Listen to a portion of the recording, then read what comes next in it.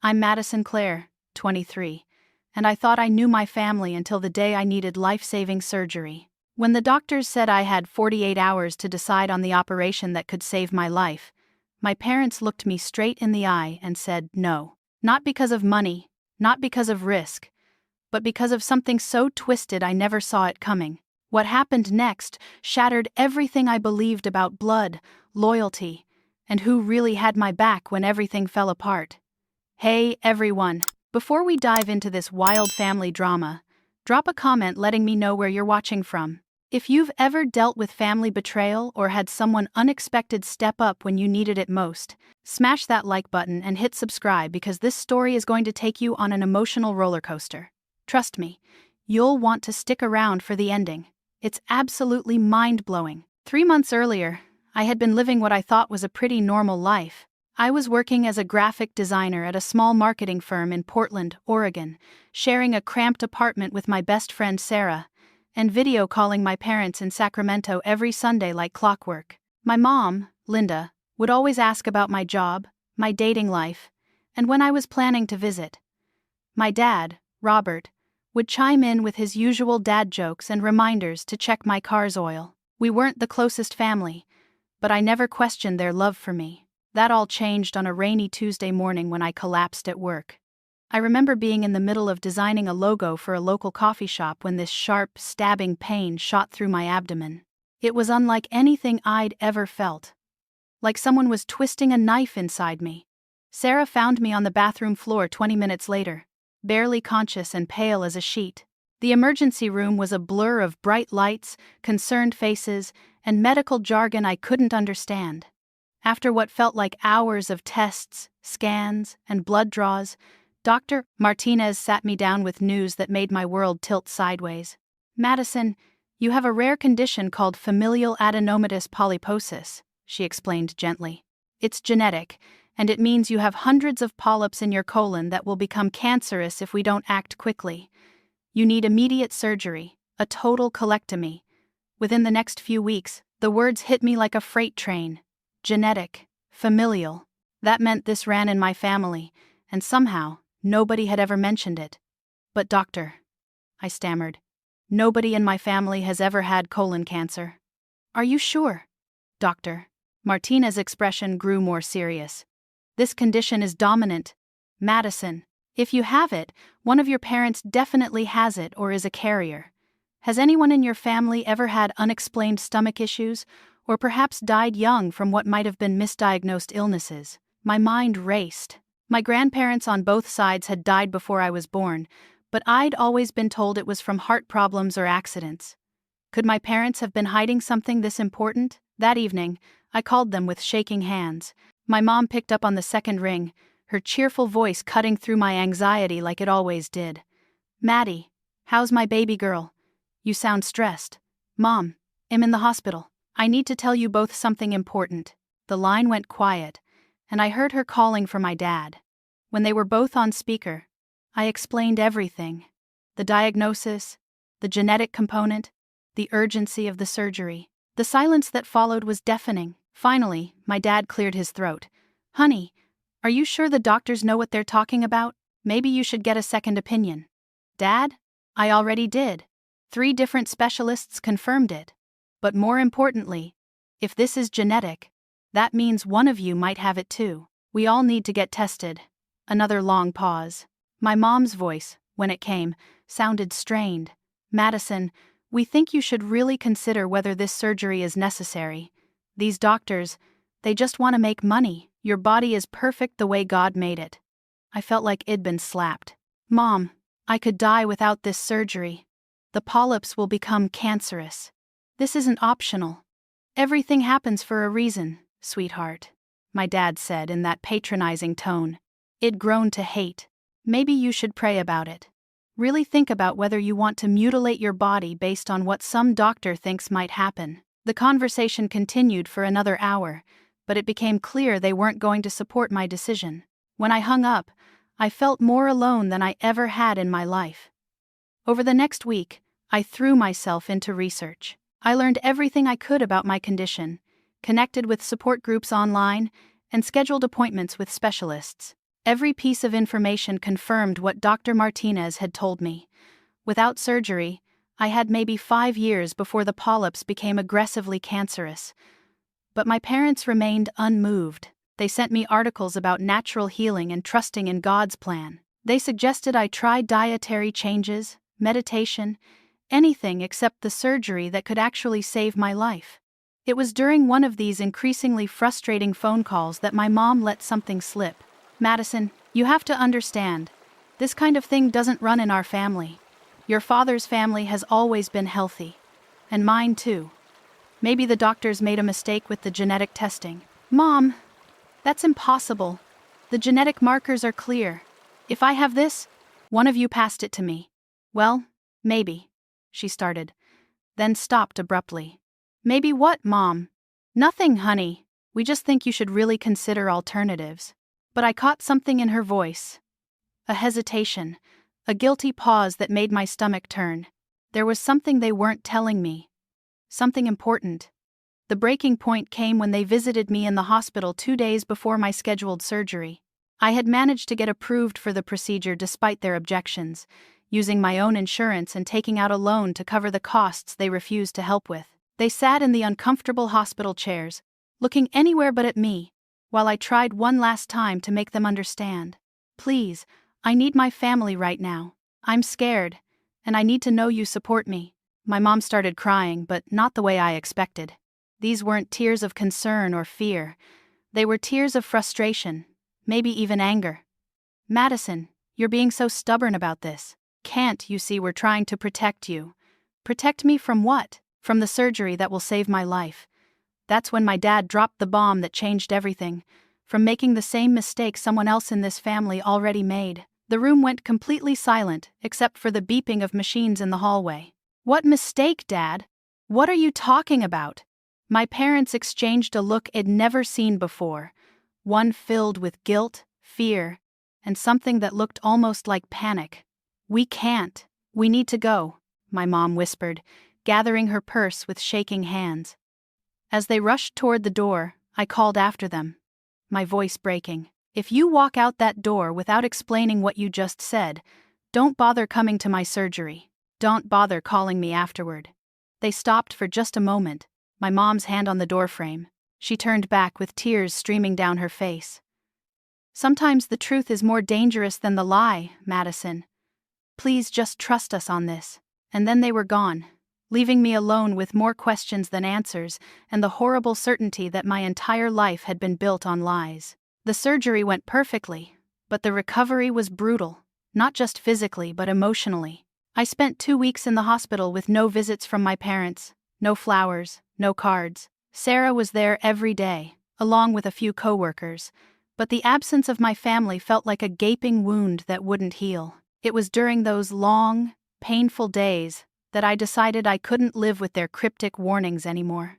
If there was some family secret that related to my condition, I had every right to know what it was. I started with what I had: my genetic test results, my parents' full names, and a determination to find the truth they were so desperate to hide. Sarah brought me her laptop, and I began digging into public records, genealogy websites, and medical databases. The first breakthrough came when I found my parents' marriage certificate. They had gotten married in 1998, 2 years before I was born, which matched what they'd always told me.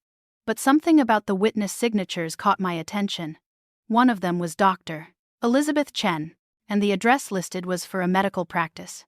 A quick Google search revealed that Dr. Chen had been a reproductive endocrinologist, a fertility specialist.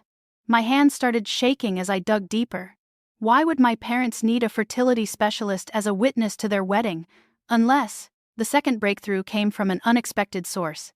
While scrolling through my mom's old Facebook photos, something I'd done countless times before, I noticed something I'd never paid attention to. In a photo from what looked like a hospital room, she was holding a baby, but she looked exhausted in a way that seemed different from what I'd expect from childbirth. The timestamp on the photo was from October 15th, 2000, exactly 3 days before my supposed birthday. I called the hospital where I was born and requested my birth records. The woman on the phone was initially reluctant, but when I explained I needed them for ongoing medical treatment, She agreed to mail them to me. When the envelope arrived 5 days later, my world shattered completely. According to the official records, I hadn't been born at Providence Hospital in Sacramento, like my parents had always told me. Instead, the birth certificate showed I'd been born at UCSF Medical Center in San Francisco and under mother's name. It listed Linda Patterson, my mom's name, but under father's name, there was just a dash. More importantly, there was a notation I'd never seen before: legal custody transferred upon birth per private arrangement. I stared at those words for what felt like hours. Legal custody transferred. That meant I'd been adopted, but not in any way my parents had ever mentioned. This wasn't a loving adoption story about how much they wanted me. This was something else entirely. The pieces started falling into place with horrifying clarity. The genetic condition, my parents' strange reaction to my diagnosis, their insistence that this kind of thing didn't run in their family. They were right. It didn't run in their family because they weren't my biological family. But if they weren't my biological parents, who was? And why had they hidden this from me for 23 years? I spent the next week making phone calls and sending emails to anyone who might have information. The breakthrough came from the most unlikely source: a nurse at UCSF who remembered my case because it had been unusual. "Oh, honey," she said when I finally reached her. "I remember that situation. It was so sad. Your biological mother was just a teenager, maybe 17, and she had this genetic condition. She knew she was dying, and she was desperate to make sure you'd be taken care of." My heart stopped. Dying? What do you mean dying? She had familial adenomatous polyposis, same as you, but by the time they caught it, the cancer had already spread. She was determined to carry you to term even though the doctors told her the pregnancy might speed up the cancer's progression. I could barely breathe. What happened to her? She passed away about 6 months after you were born. But before she died, she made very specific arrangements. She wanted you to go to a family that could give you opportunities she never had, but she also insisted that you be told the truth about your medical history when you turned 18. The nurse paused, and I heard papers rustling in the background. Actually, now that I think about it, she left very detailed instructions about your care. She was incredibly smart, that girl. She knew exactly what kind of monitoring you'd need, when you should be tested for the genetic markers, everything. But I was never told any of this, I whispered.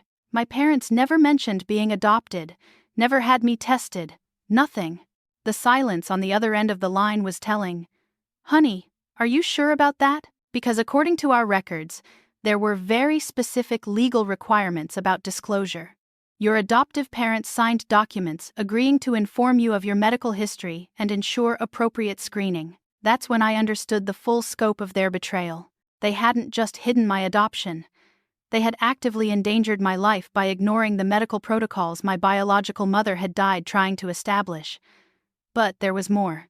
The nurse gave me the name of the lawyer who had handled the adoption. Margaret Winters. It took me 3 days to track her down. But when I finally reached her office, the receptionist told me something that made my blood run cold. "Miss Winters retired last year, but she left very specific instructions about your case. She said if you ever called, we should tell you that she has a sealed envelope with your name on it, and that you have every legal right to its contents." 2 days later, I sat in Margaret Winters' former office, holding an envelope that would change everything I thought I knew about my life. Inside was a letter from my biological mother, written in shaky handwriting during her final weeks. But it wasn't just any letter. It was a detailed account of why Shed chosen Robert and Linda Patterson to raise me. And more importantly, what Shed required them to promise in return. The letter revealed that my biological mother, whose name was Emma Rodriguez, had been not just any teenager, but the daughter of Robert Patterson's business partner. When Shed gotten pregnant at 17, Robert had stepped forward and offered to adopt me, not out of kindness, but because of a massive debt he owed Emma's family.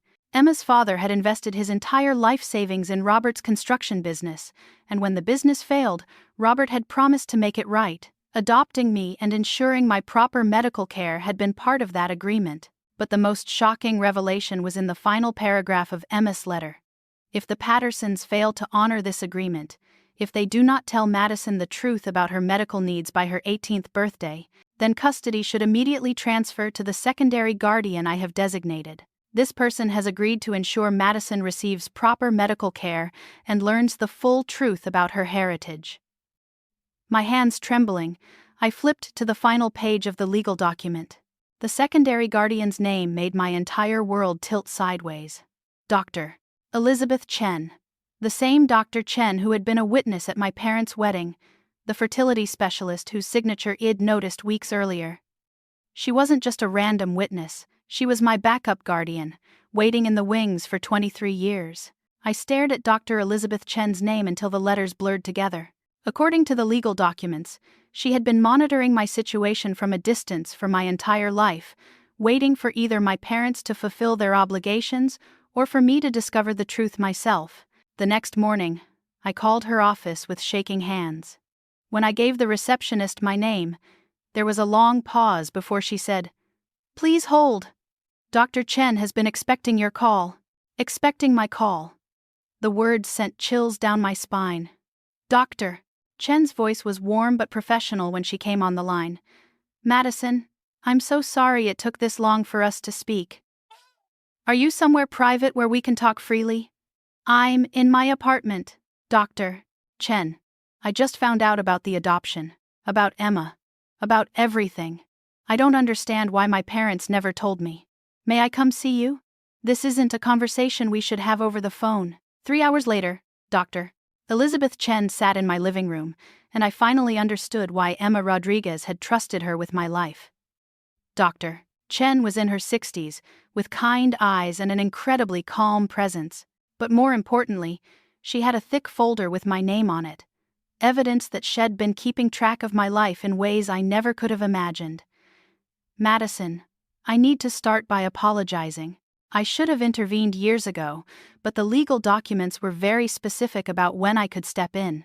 Emma wanted to give the Pattersons every opportunity to do the right thing." She opened the folder, revealing photos, school reports, medical records, and what looked like private investigator reports dating back to my childhood. "You've been watching me my entire life. Not watching. Protecting." Emma Rodriguez was my patient, and more than that, she became like a daughter to me. When she was dying, she made me promise to ensure you were safe and healthy. She was terrified that her genetic condition would kill you the same way it was killing her. Dr. Chen pulled out a photograph of a young Latina woman with my same dark eyes and stubborn chin. "This is Emma at 17, about 2 months before you were born." Looking at my biological mother's face was like looking into a mirror. The resemblance was unmistakable, and suddenly all the times people had commented that I didn't look much like Robert and Linda made perfect sense. "Emma was brilliant," Dr. Chen continued. "Even while she was dying, she was researching genetic conditions, learning about preventive medicine, planning for your future. She knew that with proper monitoring and early intervention, her condition didn't have to be a death sentence for you. Then why didn't the Pattersons follow her instructions? Why did they let me get so sick?" Dr. Chen's expression darkened. "Because they were gambling with your life, hoping you'd inherited your father's genes instead of Emma's." My father. Emma never told me his name, but she did tell me he was someone she'd met at a party, someone who didn't know about the pregnancy. What I can tell you is that she was adamant you should know about both sides of your genetic heritage. Dr. Chen reached into her folder again and pulled out a manila envelope sealed with red wax. "Emma left this for you. She wrote it during her final week in the hospital, when she knew she was running out of time." With trembling fingers, I broke the seal and pulled out several handwritten pages.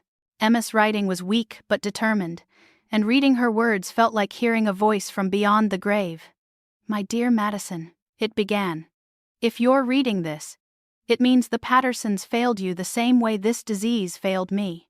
I'm so sorry I couldn't be there to protect you myself, but Dr. Chen has promised me she'll make sure you get the care I can't give you." The letter went on to detail Emma's medical history, her family's genetic background, and most importantly, her hopes and dreams for my future. She'd been an honor student planning to study medicine before the pregnancy, and her illness derailed everything. "I need you to know that giving you up was the hardest thing I ever did, but I knew I couldn't give you the life you deserved.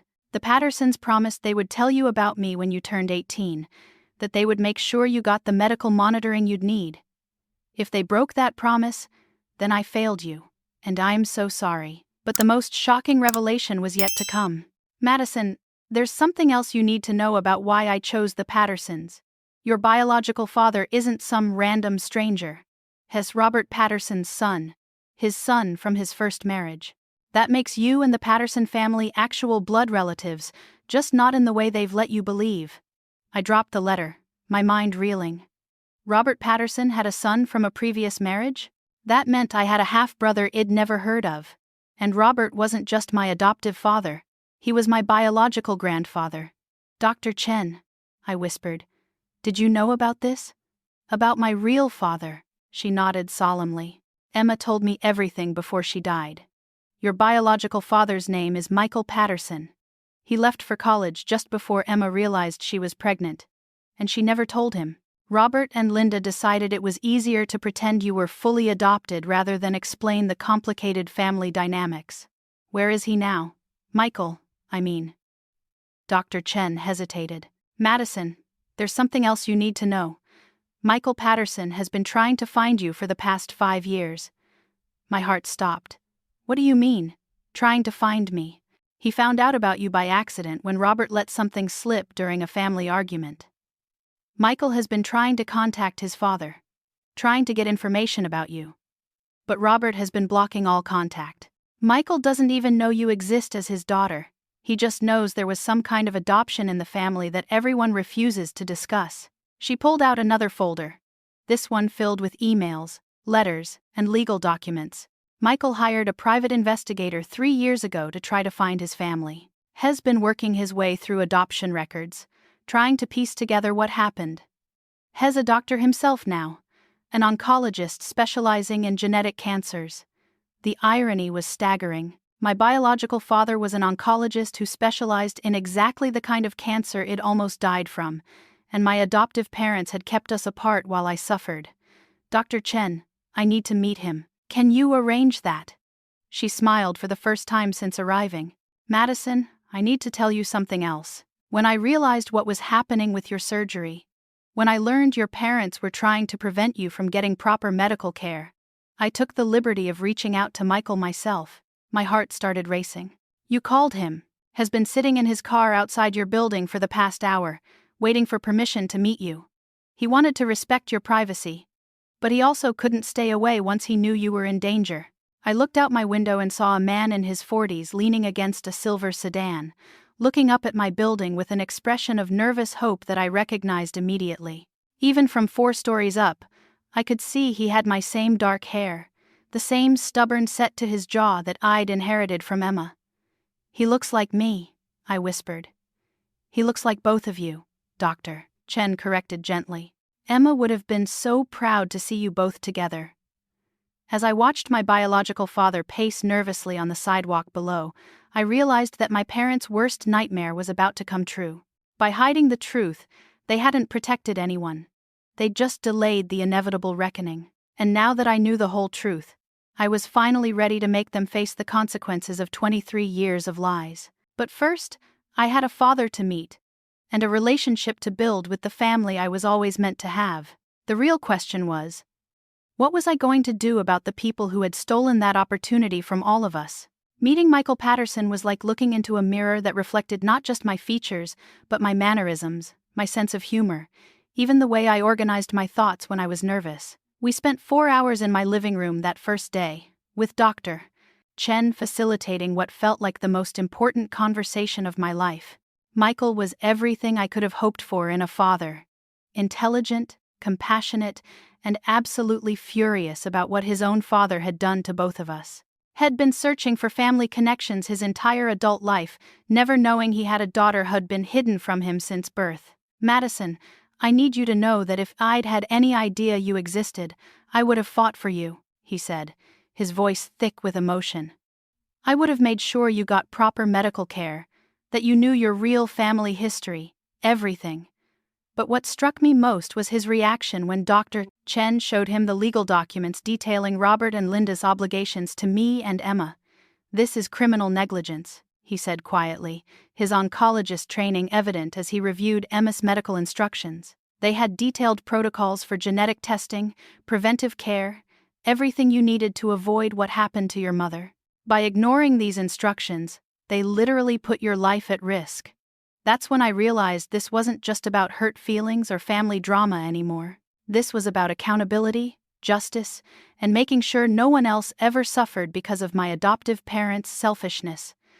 Over the next 2 weeks, Michael, Dr. Chen, and I developed what we privately called Operation Truth. It wasn't about revenge. It was about exposing the lies and making sure Robert and Linda faced real consequences for their actions. First, we documented everything. Michael's private investigator had gathered evidence of Robert's attempts to block contact between us. Dr. Chen had medical records proving that my adoptive parents had been given specific instructions about my care that they'd deliberately ignored. I had recorded phone conversations where they'd tried to talk me out of life-saving surgery, but the most damning evidence came from an unexpected source. Emma's father, Roberto Rodriguez, who was still alive and living in Sacramento. When Dr. Chen contacted him and explained what had happened, Roberto revealed that he'd been trying to check on my welfare for years, but Robert Patterson had told him I'd died in a car accident when I was 16. They told me my granddaughter was dead. Roberto said through tears when we met him at his small Sacramento home. For 7 years, I've been mourning a child who was alive and needed her family. Roberto had kept every document from the original adoption agreement, including financial records showing that Robert had agreed to provide updates on my health and welfare in exchange for forgiving a massive business debt. Not only had Robert failed to provide those updates, he'd actively lied to cover up his negligence. That's when we decided it was time to confront Robert and Linda directly. Michael arranged to meet his father under the pretense of family reconciliation. He told Robert he wanted to put their differences aside and have dinner at a nice restaurant in Sacramento. What Robert didn't know was that I would be there, along with Dr. Chen, Roberto, and a family law attorney who specialized in adoption fraud. The reservation was for 7 p.m. at an upscale steakhouse where Robert liked to impress business associates. Michael arrived first, then Dr. Chen and the attorney took a table across the room.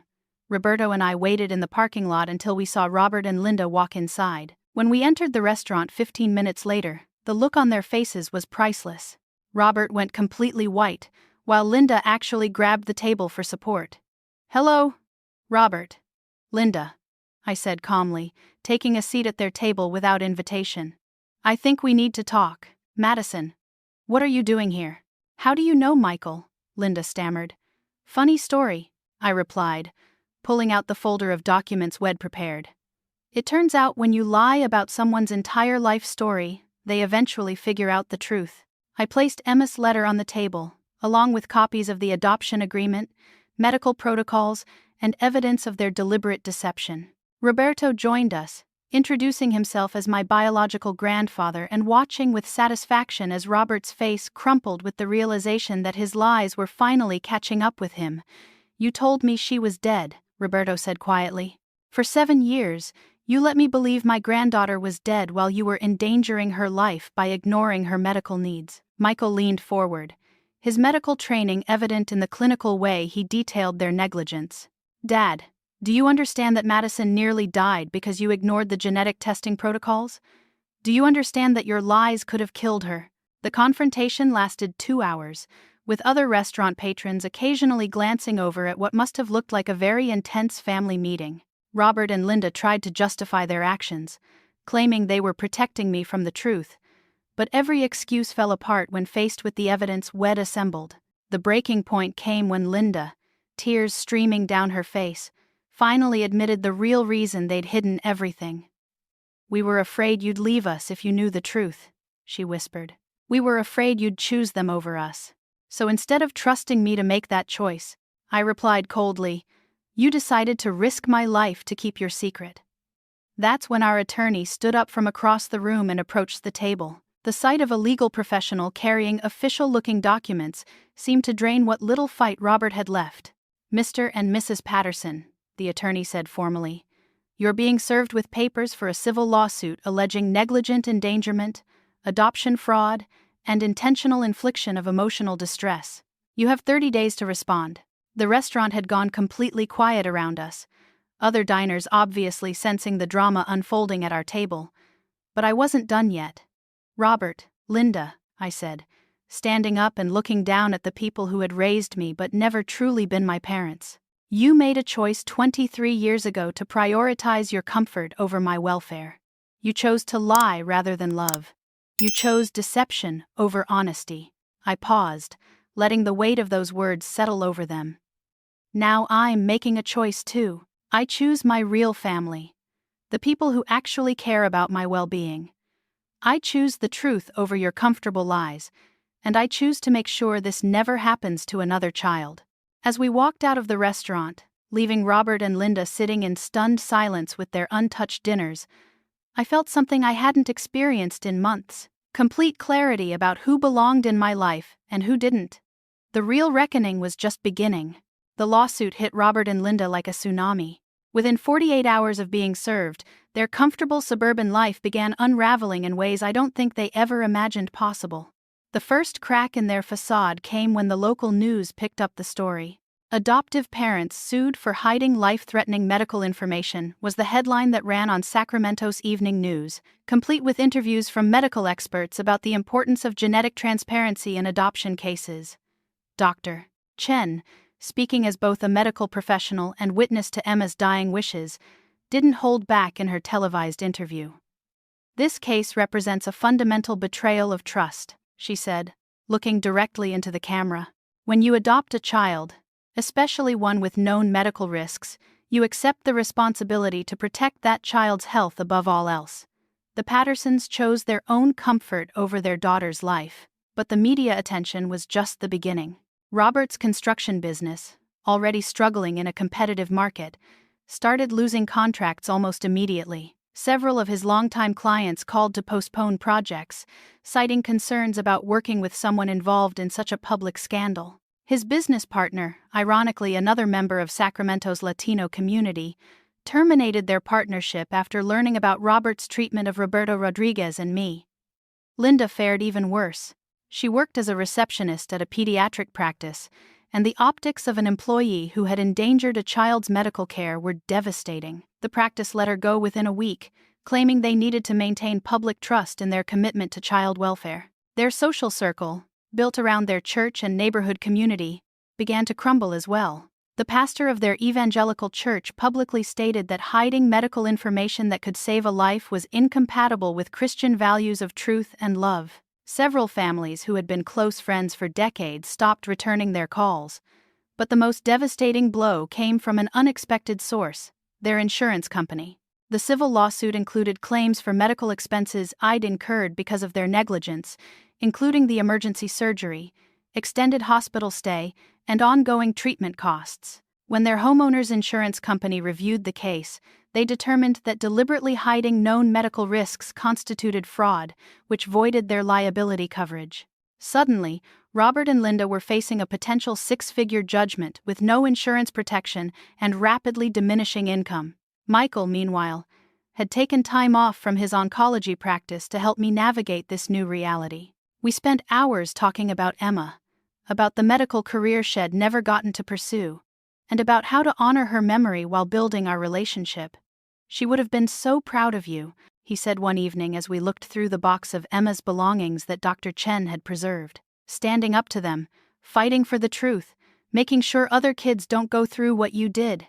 That's exactly what she would have done." Roberto had become a fixture in my life as well, sharing stories about Emma's childhood and bringing photo albums I'd never seen. Learning about my mother through his eyes was like discovering a part of myself I'd never known existed. "Emma was stubborn, just like you," he laughed, showing me a photo of her at 15, arms crossed and glaring at the camera. "When she decided something was right, nothing could change her mind." The parallels between my mother's determination and my current fight for justice weren't lost on anyone. 3 weeks after the confrontation at the restaurant, Robert called me for the first time since my surgery. "Madison, please, can we talk? Just you and me." Against Michael's advice, I agreed to meet him at a coffee shop near my apartment. I wanted to hear what he had to say, though I had no intention of backing down. Robert looked like he'd aged years in the past month. His usually perfect hair was disheveled, his clothes wrinkled, and he had the hollow-eyed look of someone who hadn't been sleeping. "I know you hate us," he began, stirring his coffee with shaking hands. "And I know you have every right to hate us. But Madison, please, you have to understand, we never meant for you to get hurt." "But I did get hurt, Robert. I almost died because of your choices. We were scared," he continued, tears starting to form in his eyes. "Emma was this brilliant, beautiful girl who loved Michael so much, and when she died, it broke him. He dropped out of college, wouldn't talk to us for years. When we adopted you, we thought if we could just give you a normal life, away from all that sadness and medical worry, you'd be better off." "Whose choice was that to make?" He was quiet for a long moment. "You're right. It wasn't our choice to make. We stole that from you, and from Michael, and from Roberto. We stole 23 years of family from all of you. Why are you telling me this now?" Robert looked up at me with eyes that were completely defeated. "Because Linda's in the hospital. The stress of all this, the lawsuit, losing her job. She had a heart attack yesterday. She's stable now, but the doctors say she needs to reduce stress, or the next one could kill her." I felt a flicker of something, not quite sympathy, but recognition that the consequences of their actions were spiraling beyond what any of us had anticipated. "What do you want from me, Robert?" "I want to make this right. I want to settle the lawsuit, pay for all your medical expenses, and do whatever it takes to repair the damage we've done. But more than that, I want to try to earn your forgiveness, even though I know I probably don't deserve it." I studied his face, looking for signs of manipulation or self-serving motives, but all I saw was a broken man finally facing the full weight of his choices. "Robert, I'm not dropping the lawsuit. What you and Linda did was wrong, and there need to be consequences. But," I paused, thinking about what Emma would have wanted, what Michael and Roberto needed, and what I needed for my own healing. "If you're serious about making this right, then prove it. Publicly apologize for what you did. Use your experience to educate other adoptive families about the importance of medical transparency. And most importantly, don't ever lie to another child the way you lied to me." He nodded eagerly. "Yes, absolutely. Whatever it takes. And Robert? Start telling people the truth about who I really am. Not your adopted daughter who you rescued from a difficult situation. Your son's daughter. Your biological granddaughter, who you kept from her real family for 23 years. For the first time since this whole ordeal began, Robert looked like he truly understood the magnitude of what they'd done. As I walked away from that coffee shop, I realized that justice doesn't always look like punishment. Sometimes it looks like truth, accountability, and the courage to rebuild relationships on an honest foundation. But the real test would be whether Robert and Linda could actually follow through on their promises, or whether this was just another attempt to manipulate their way out of consequences. 6 months later, I stood in the same Sacramento courtroom where Emma Rodriguez had legally arranged for my adoption 24 years earlier. But this time, I was there to watch Robert and Linda Patterson formally acknowledge their failures and agree to terms that would ensure no other child would suffer what I had. The settlement was more comprehensive than I'd ever hoped for. Beyond covering all my medical expenses and providing financial compensation for the years of deception, Robert and Linda agreed to participate in a public awareness campaign about adoption transparency. They would spend the next 5 years speaking at adoption agencies, medical conferences, and family law seminars about the critical importance of sharing complete medical information with adopted children. More importantly, they agreed to fund a scholarship program in Emma Rodriguez's name for young parents facing genetic conditions, helping them access the medical care and support Emma never had. Michael sat beside me in the courtroom, having taken a permanent leave from his practice to start a non-profit organization focused on genetic disease advocacy. Roberto was there too, beaming with pride as he watched his granddaughter receive the justice his daughter had never lived to see.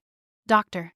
Chen, now officially my friend rather than my secret guardian, had documented everything for the medical journal article she was writing about the case. Her piece, "The Long-Term Consequences of Medical Secrecy in Adoption," a 23-year case study, would become required reading in medical ethics courses across the country. But the most meaningful moment came after the legal proceedings ended, when Robert approached our family group with genuine humility. "Madison, Michael, Roberto," he said, his voice steady but emotional. "I know I can never undo the years I stole from all of you. But I want you to know that watching you build the family you always should have had has taught me more about love than I learned in 23 years of pretending to be something I wasn't." Linda, still recovering from her heart attack but determined to be present, added her own apology. "Emma trusted us with the most precious thing in her world, and we failed her. We failed all of you. But seeing the amazing family you've created, seeing how strong and brave Madison turned out to be despite our mistakes, maybe Emma's spirit guided that somehow." It wasn't perfect reconciliation, and there were still difficult conversations ahead, but it was honest acknowledgement of harm done and genuine commitment to doing better. The real celebration happened later that evening, at Roberto's house where Emma had grown up. Michael had flown in Emma's best friend from college. Dr. Chen had brought photo albums spanning decades, and Id invited Sarah and my closest friends to meet the family Id discovered. As we sat around Roberto's dining table, sharing stories about Emma and looking through old photo albums, I realized that family isn't just about blood or legal documents. It's about the people who show up when you need them, who fight for your well-being, and who help you become the person you're meant to be. Sarah, who had held my hand through surgery and every difficult day since, was family. Dr. Chen, who had honored a promise to a dying teenager for 23 years, was family.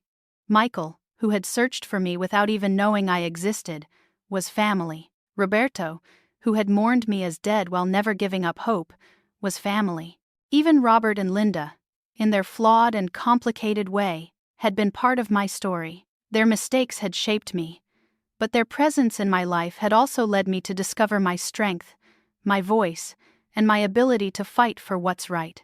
"I have something for you," Roberto said, disappearing into the back room and returning with a small wooden box. "Emma left this specifically for the day you learned the truth about your family."